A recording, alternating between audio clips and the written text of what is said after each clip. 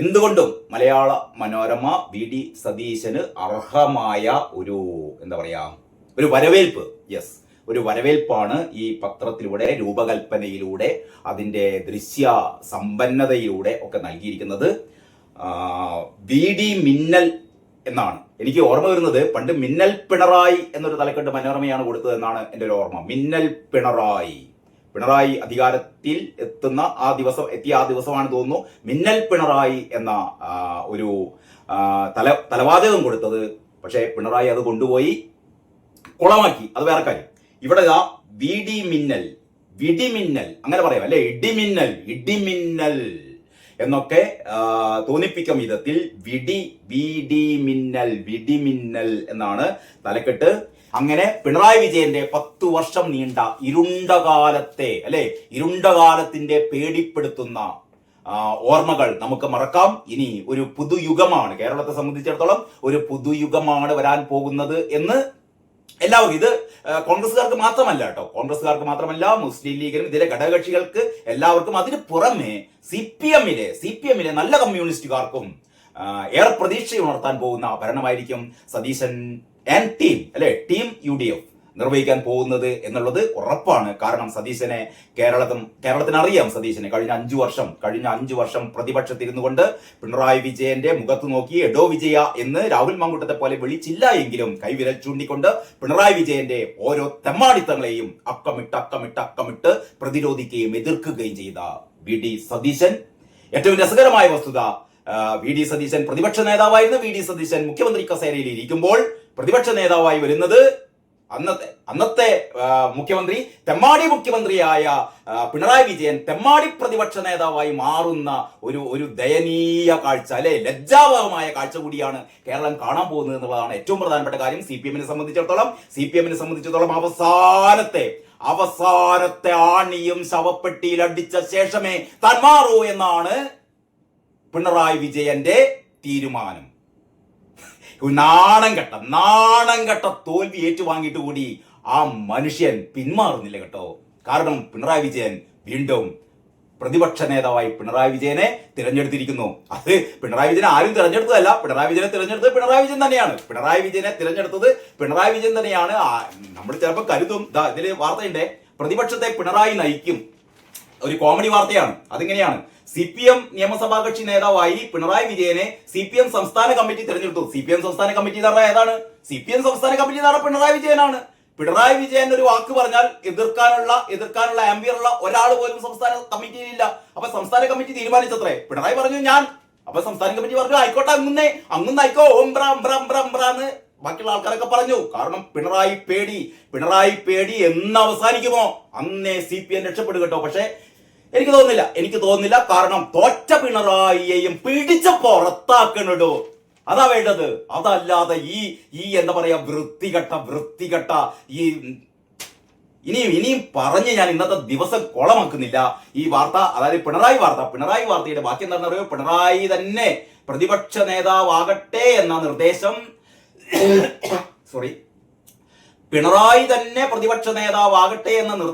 കേരള നേതൃത്വം polit bureau യോഗത്തിൽ വെച്ചിരുന്നു. കേരള നേതൃത്വം എന്ന് പറഞ്ഞത് പിണറായി തന്നെ. ഇവിടെ വെച്ചിരുന്നു, പോളിറ്റ് ബ്യൂറോ യോഗത്തിൽ വെച്ചിരുന്നു. PB-യിലെ പ്രമുഖൻ പിണറായി തന്നെ. അപ്പൊ പിണറായി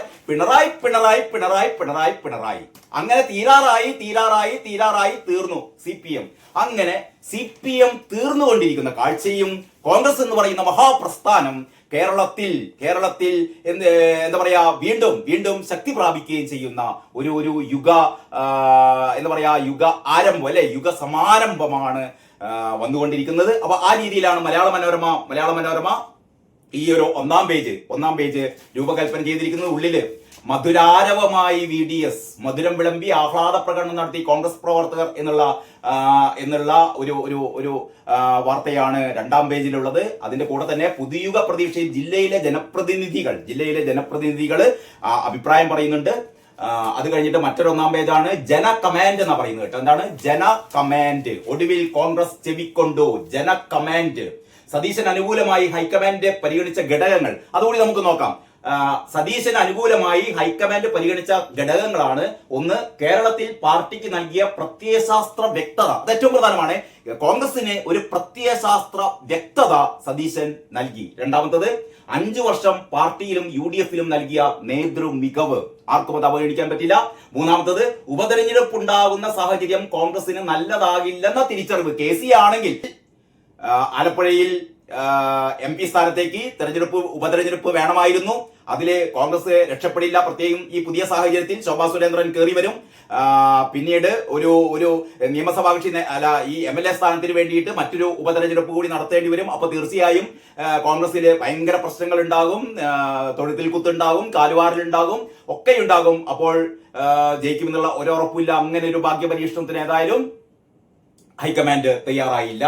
ഉപതെരഞ്ഞെടുപ്പുണ്ടാകുന്ന സാഹചര്യം കോൺഗ്രസിന് നല്ലതാകില്ലെന്ന തിരിച്ചറിവ്. ഏതായാലും ഹൈക്കമാൻഡിന് അങ്ങനെ ഒരു തിരിച്ചറിവുണ്ടായി എന്നുള്ളത് നല്ല കാര്യം. മറ്റൊന്ന്, ഘടകകക്ഷികൾ സതീശന്റെ നേതൃത്വം ആവശ്യപ്പെട്ടത്, അത് ഏറ്റവും പ്രധാനമാണ് കേട്ടോ. ലീഗ് ഉൾപ്പെടെ എന്നല്ല, ലീഗാണ് ഏറ്റവും പ്രധാനമായ, മുസ്ലിം ലീഗാണ് ഇതിൽ ഏറ്റവും പ്രധാനമായി സതീശനായിരിക്കണം മുഖ്യമന്ത്രി എന്ന് പറയുന്ന ജനവികാരത്തെ ഹൈക്കമാൻഡിന് മുന്നിൽ അവതരിപ്പിച്ചത് ലീഗായിരുന്നു. പിന്നീട് എന്താണ്, AK ആന്റണി കേരളത്തിലെ സാഹചര്യം സംബന്ധിച്ച് നൽകിയ ഉപദേശം, AK ആന്റണിയുടെ ഉപദേശവും ആ വഴിക്കായിരുന്നു. KPCC മുൻ അധ്യക്ഷരായ VM സുധീരൻ, K മുരളീധരൻ, മുല്ലപ്പള്ളി രാമചന്ദ്രൻ എന്നിവരുടെ ഉറച്ച നിലപാട്, അതും VD സതീശന് സഹായകമായി. പിന്നീട് സതീശന്റെ പ്രായം പാർട്ടിയുടെ ഭാവിയിലേക്കുള്ള മുതൽക്കൂട്ടായി കണക്കാക്കിയത്. ഇതൊക്കെയായിരുന്നു VD സതീശനെ തിരഞ്ഞെടുക്കാൻ അവസാന നിമിഷം ആരെ പ്രേരിപ്പിച്ചത്? ഹൈക്കമാൻഡിനെ പ്രേരിപ്പിച്ചത്. ഉറച്ച പിന്തുണ മെറിറ്റിന് സതീശന്. മുഖ്യമന്ത്രി സ്ഥാനത്തേക്ക് മുസ്ലിം ലീഗ് ആദ്യം തൊട്ടേ പിന്തുണ നൽകിയത് VD സതീശന് എന്ന് പറയുന്ന ഒരു സ്പെഷ്യൽ സ്റ്റോറി ഉണ്ട്. അത് കഴിഞ്ഞിട്ട് മന്ത്രിസഭാ രൂപീകരണ ചർച്ചകൾ സജീവം. അതാണല്ലോ ഇനി അടുത്ത പ്രധാനപ്പെട്ട കാര്യം. മന്ത്രിസഭാ രൂപീകരണത്തിനായുള്ള അതിവേഗ ചർച്ചകളിലേക്ക് കോൺഗ്രസ് ഘടകകക്ഷികളുമായുള്ള വീതം വെപ്പ് കഴിയും വേഗം പൂർത്തിയാക്കി. ഇന്ന് തന്നെ കോൺഗ്രസ് മന്ത്രിമാരെ കുറിച്ചുള്ള ചർച്ച തുടങ്ങാനാണ് ആലോചന. മുഖ്യമന്ത്രി അടക്കം 11 മന്ത്രിമാരും സ്പീക്കറും ഡെപ്യൂട്ടി സ്പീക്കറും കോൺഗ്രസിനുണ്ടാകും. ഏകാംഗ കക്ഷികൾക്ക് ഫുൾ ടേം നൽകാനാണ് ഇപ്പോൾ ആലോചിക്കുന്നത്. ലീഗിന് 5 മന്ത്രിമാർ ഉണ്ടാകാനാണ് സാധ്യതയല്ല. മിക്കവാറും ലീഗിന് 5 മന്ത്രിമാർ ഉണ്ടാവണം. കാരണം അവർക്ക് അതിന് അർഹതയുണ്ട്. PK Kunhalikutty, N Shamsuddin, PK Basheer എന്നിവർ ഉറപ്പിച്ചു. ബാക്കി 2 മന്ത്രിസ്ഥാനങ്ങളിലേക്ക് KM ഷാജി ഏതായാലും നമുക്ക് ഉറപ്പിക്കാം. KM ഷാജി, പിന്നെ ആരാണ്, പാറക്കൽ അബ്ദുള്ള, MKM അഷ്റഫ് എന്നിവരാണ് പരിഗണനയിലുള്ളത്. അങ്ങനെ പോകുന്നു ആ വാർത്ത. ഇനിയാണ് രണ്ട് മഹാരഥന്മാരുടെ നിലപാടുകളെ, അതായത് മാനദണ്ഡങ്ങൾ പാലിച്ചില്ലെന്ന് നമ്മുടെ സുകുനായർ കട്ടപ്പ നായർ പറയുന്നു. മാനദണ്ഡങ്ങളൊന്നും പാലിച്ചില്ല, നമ്മൾക്ക് രമേശ് ചെന്നിത്തലയെ വേണമായിരുന്നു. അങ്ങനെ കട്ടപ്പ നായർ പറയുന്നു, രമേശ് ചെന്നിത്തലയെ ആയിരുന്നു ആക്കേണ്ടത് VD സതീശൻ എന്ന് പറഞ്ഞാൽ VD സതീശൻ രമേശ് ചെന്നിത്തലയെ പോലെ സുകുനായരുടെ മുന്നിൽ, കാരണം VD സതീശൻ സുകുനായരുടെ മുന്നിൽ രമേശ് ചെന്നിത്തലയെ പോലെ മുട്ടിലിഴയില്ല. അതുകൊണ്ട് തന്നെ സുകുനായർക്ക്, കട്ടപ്പ നായർക്ക് താല്പര്യം രമേശിനോടായിരുന്നു. അപ്പൊ രമേശിനെ ആക്കണം എന്നുള്ള രീതിയിൽ സുകുനായർ അവസാനം ഒരു കളി കളിച്ചു. അങ്ങനെ സുകുനായരും പരാജയപ്പെട്ടു. പിന്നെയാണ് നമ്മളെ വെള്ളാപ്പള്ളിക്ക് നേരത്തെ VD സതീശനെ കണ്ടുകൂടാ. മുഖ്യമന്ത്രിയെ തിരഞ്ഞെടുത്തത് കോൺഗ്രസിന്റെ ആഭ്യന്തര കാര്യം എന്നൊക്കെയാണ് വെള്ളാപ്പള്ളി പറയുന്നത്. അതിന് കൂടെ വെള്ളാപ്പള്ളി പറയുന്നു മുഖ്യമന്ത്രിയെ തിരഞ്ഞെടുത്തത് കോൺഗ്രസിന്റെ ആഭ്യന്തര കാര്യമാണ് എന്നും ഈ വിഷയത്തിൽ NSS ജനറൽ സെക്രട്ടറിയുടെ പ്രതികരണം അനവസരത്തിലായി എന്നും SNDP യോഗം ജനറൽ സെക്രട്ടറി വെള്ളാപ്പള്ളി നടേശൻ പറഞ്ഞു. അത് കഴിഞ്ഞിട്ട് ഭൂരിപക്ഷം MLA-മാരും പിന്തുണച്ചിട്ടും KC വേണുഗോപാലിനെ വെട്ടിയതിന്റെ കാരണം അരിയാഹാരം കഴിക്കുന്നവർക്ക് മനസ്സിലാകും. മുഖ്യമന്ത്രിയുടെ കാര്യത്തിൽ മാത്രമല്ല വകുപ്പിലും ഭരണത്തിലുമെല്ലാം മുസ്ലിം ലീഗ് പ്രാധാന്യം നേടും. മെയ്വഴക്കവും പരിചയസമ്പത്തും ഉണ്ടെങ്കിലും രമേശ് ചെന്നിത്തല ഭാഗ്യദോഷിയാണെന്നും വെള്ളാപ്പള്ളി പറഞ്ഞു. അപ്പൊ വെള്ളാപ്പള്ളി സുകുനായരെ പോലെ എന്താ പറയാ, ഡയറക്റ്റ് ആയിട്ട് മറ്റേ രമേശ് ചെന്നിത്തല വേണം അല്ലെങ്കിൽ സതീശൻ വേണ്ട എന്ന് പറഞ്ഞിട്ടില്ല. പക്ഷേ വെള്ളാപ്പള്ളി കൃത്യമായി പറയുന്നു താൻ KC-ക്കൊപ്പമാണ്, താൻ രമേശ് ചെന്നിത്തലക്കൊപ്പമാണ്, VD സതീശന് ഒപ്പമല്ല എന്ന് വെള്ളാപ്പള്ളിയും പറയുന്നു. കാരണം മുസ്ലിം ലീഗ് ഭരണം കയ്യാളും, ഭരണം നിയന്ത്രിക്കും എന്നൊക്കെയാണ് വെള്ളാപ്പള്ളി ഇത് നേരത്തെ പറഞ്ഞുകൊണ്ടിരുന്ന കാര്യമാണ്.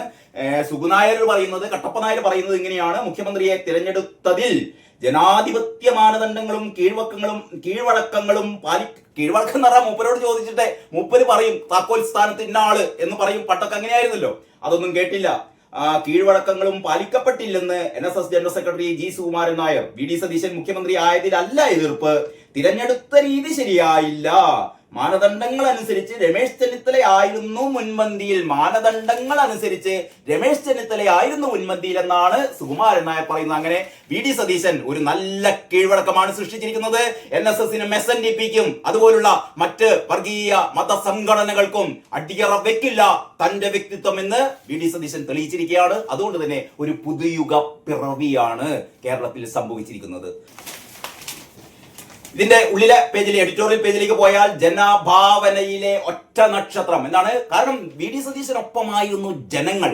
കോൺഗ്രസുകാർ മാത്രമല്ല, കോൺഗ്രസുകാരും ഘടകകക്ഷി പ്രവർത്തകരും മാത്രമല്ല, ജനസാമാന്യം മുഴുവൻ വി ഡി സതീശനൊപ്പമായിരുന്നു. കാരണം അവർ കണ്ടത്, പിണറായിക്ക് പകരം അവർ കണ്ടത് സുദൃഢമായ അഭിപ്രായങ്ങളുള്ള, കർക്കശമായ നിലപാടുകളുള്ള രാഹുൽ മാങ്കൂട്ടത്തെ. നമുക്കറിയാലോ, രാഹുൽ മാങ്കൂട്ടമൊക്കെ സതീശന്റെ കൂടെ പ്രവർത്തിച്ച ആളായിരുന്നു. സതീശന് ഏറെ പ്രിയപ്പെട്ട ആളായിരുന്നു രാഹുൽ മാങ്കൂട്ടം. പക്ഷേ രാഹുൽ മാങ്കൂട്ടത്തിനെതിരെ ഒരു സ്ത്രീ പീഡന ആരോപണം ഉയർന്നപ്പോൾ അത്രക്കും സംശുദ്ധമാണ് ആവണം തന്റെ പാർട്ടി എന്നുള്ളതിന്റെ അടിസ്ഥാനത്തിൽ ഏറെ വേദനയോടെയാണെങ്കിലും രാഹുൽ മാങ്കൂട്ടത്തെ മാറ്റി നിർത്താൻ സതീശൻ തന്റെ ഇടം കാണിച്ചു. പക്ഷേ എനിക്ക് അഭ്യർത്ഥിക്കാനുള്ളത്, രാഹുൽ മാങ്കൂട്ടത്തിനെതിരായ സ്ത്രീപീഡന പരാതികളൊക്കെ കള്ളത്തരമായിരുന്നു, വ്യാജമായിരുന്നു എന്ന് വ്യക്തമായ സ്ഥിതിക്ക് രാഹുൽ മാങ്കൂട്ടത്തെ തിരിച്ചെടുക്കണം പാർട്ടിയിലേക്ക്. രാഹുൽ മാങ്കൂട്ടം വേണം സതീശന്റെ കൂടെ. എങ്കിലേ കേരളത്തിന്റെ ആ പൊതു മനസ്സ് അങ്ങയ്ക്ക് പൂർണ്ണമായ തോതിലുള്ള ഒരു പിന്തുണ നൽകുകയുള്ളൂ എന്നാണ് എന്റെ വ്യക്തിപരമായ അഭിപ്രായം. ഏതായാലും സതീശൻ വരുമ്പോൾ വഴിമാറും ശീലങ്ങൾ എന്ന് പറയുന്നത്, അതായത് ഗ്രൂപ്പുകൾ പിൻബെഞ്ചിലേക്ക്, MLA മാർക്കൊപ്പം നേതാക്കൾക്കും ശബ്ദം എന്ന് പറയുന്നു, ജനവിധിയെ മാനിക്കുന്ന തീരുമാനം എന്ന് മുസ്ലിം ലീഗ് പറയുന്നു. വി ഡി സതീശനോട് ആന്റണി പറയുന്നു, എന്റെ അനുഭവം ഉണ്ടാകരുത് എന്ന് പറഞ്ഞാൽ കൂടെ നിൽക്കുന്നവരെ അങ്ങനെ വിശ്വസിക്കേണ്ട എന്നൊക്കെ ആന്റണി ഒരു മുന്നറിയിപ്പ് നൽകുന്നുണ്ട് കേട്ടോ. മുഖ്യമന്ത്രിക്കും സർക്കാരിനും എല്ലാ പിന്തുണയും എന്ന് KC പറയുന്നു. സത്യപ്രതിജ്ഞ ആഘോഷമാകും, പന്തൽ ഉയർന്നു. വേറൊരാള് പണ്ടേ പന്തൽ ഒരുക്കിയിരുന്നു അല്ലെ. പന്തൽ ഒരുക്കാൻ വേണ്ടിയിട്ട് ഒരാളും കല്ലും നിർദ്ദേശം നൽകിയിരുന്നു നമ്മുടെ കാരണഭൂതം. ഏതായാലും കാരണഭൂതത്തിന് അങ്ങനെ ഒരു നിയോഗം ഉണ്ടായില്ല. കാരണഭൂതത്തിന്റെ ഒരു പ്രത്യേക ഒരു വീഡിയോ ഞാൻ ചെയ്യുന്നുണ്ട്. ഏറ്റവും പ്രധാനപ്പെട്ട കുറച്ച് കാര്യങ്ങളുണ്ട്, പറയാതിരിക്കാൻ വയ്യ. അങ്ങനെയാണ് ഈ ഉള്ളിലെ പേജുകൾ. അതുകൂടാതെ സതീശൻ പറയുന്നു, ഗ്രൂപ്പ് ഉണ്ടാക്കാൻ പോയെങ്കിൽ തോറ്റേനെ എന്ന് സതീശൻ പറയുന്നു. സതീശന്റെ ഒരു വലിയ ഒരു അഭിമുഖമുണ്ട്. അത് സംബന്ധിച്ച് ഞാൻ പ്രത്യേകിച്ച് ഒരു വീഡിയോ ചെയ്യുന്നുണ്ട്.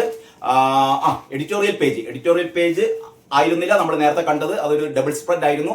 എഡിറ്റോറിയൽ പേജിൽ വി ഡി സതീശനും വിജയ തുടർച്ചയും എന്നാണ് എഡിറ്റോറിയൽ. യാഥാർത്ഥ്യബോധത്തോടെ ആവട്ടെ മന്ത്രിസഭാ രൂപീകരണം എന്ന് എഡിറ്റോറിയൽ പറയുന്നു. നിലപാടിന്റെ തീ നിലപാടിന്റെ തീ എന്നുള്ളത് ചുവന്ന അക്ഷരത്തിൽ നിലപാടിന്റെ സതീശൻ നിലപാടിന്റെ തീ എന്നുള്ള അത് ധ്വനിപ്പിക്കുന്ന രീതിയിലാണ് തലക്കെട്ട് തയ്യാറാക്കിയത്.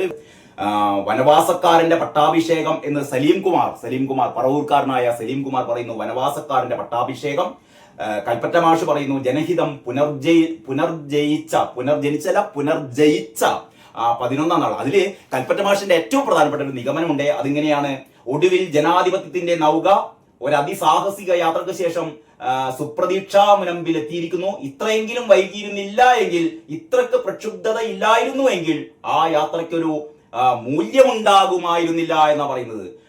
അതായത് ഇപ്പൊ എല്ലാവരും പറയുന്നത് 11 ദിവസത്തെ കാത്തിരിപ്പ് വേണ്ടി വരുന്നു, തമ്മിൽ തല്ലായിരുന്നു എന്നൊക്കെ പറയുമ്പോൾ കൽപ്പറ്റ മാഷ് പറയുന്നു, ഈ രീതിയിലുള്ള സംഘർഷഭരിതമായ ഉദ്വേഗജനകമായ 11 ദിവസത്തിന് ശേഷം ഈ സതീശനെ തിരഞ്ഞെടുത്ത ഒരവസ്ഥ ഉണ്ടായിരുന്നില്ല എങ്കിൽ ഇത്രമാത്രം ഒരു സൗന്ദര്യം ഈ ഒരു തിരഞ്ഞെടുപ്പിന് ഉണ്ടാകുമായിരുന്നില്ല എന്നാണ് കൽപ്പറ്റ മാഷ് പറയുന്നത്. ആ മാഷിന്റെ അഭിപ്രായത്തെ പൂർണ്ണമായും ഞാനും പിന്താങ്ങുകയാണ്. ഏതായാലും ഇങ്ങനെയൊക്കെയാണ് മലയാള മനോരമയിലെ വാർത്തകൾ. ബാക്കി വിശേഷങ്ങൾ അടുത്ത വീഡിയോയിൽ. അതുവരെ എല്ലാവർക്കും നല്ല നമസ്കാരം. എല്ലാവർക്കും ഇനി കറുത്ത കുപ്പായമിട്ട് ഏത് പൊതുവേദിയിലും പ്രത്യക്ഷപ്പെടാം. ആരും നിങ്ങളെ മാരകായുധങ്ങളുമായി ആക്രമിക്കാൻ ശ്രമിച്ചു, വധശ്രമത്തിന് ശ്രമിച്ചു, കഴുകത്ത് പിടിച്ച് ഞെരിച്ചു, തിരിച്ചു, വളച്ചു, ഓടിച്ചു, സാവേറാണ് എന്നൊന്നും പറഞ്ഞ് ആരും നിങ്ങളുടെ മേലെ കുതിര കയറില്ല. ആരും നിങ്ങളുടെ തല ചെടിച്ചട്ടി കൊണ്ടും ഹെൽമെറ്റ് കൊണ്ടും അടിച്ചു പൊട്ടിക്കില്ല, മുട്ടൻ വടി കൊണ്ട് അടിച്ചു പൊട്ടിക്കില്ല. ആരും കടക്ക് പുറത്ത് മാറി നിൽക്ക്, വീട്ടിൽ പോയി ചോദിക്ക് തുടങ്ങിയ കാര്യങ്ങളൊന്നും ഇനി മുതൽ കേരളത്തിൽ ആരും നിങ്ങളോട് പറയില്ല എന്ന വളരെ ആഹ്ലാദജനകമായ ദിവസങ്ങളാണ് നമുക്ക് മുമ്പിലുള്ളത്. എല്ലാവർക്കും ഒരുപാട് ആശംസകൾ അറിയിക്കുകയാണ്, സന്തോഷം അറിയിക്കുകയാണ്. ബാക്കി വിശേഷങ്ങൾ അടുത്ത വീഡിയോയിൽ. അതുവരെ എല്ലാവർക്കും നന്ദി, നമസ്കാരം.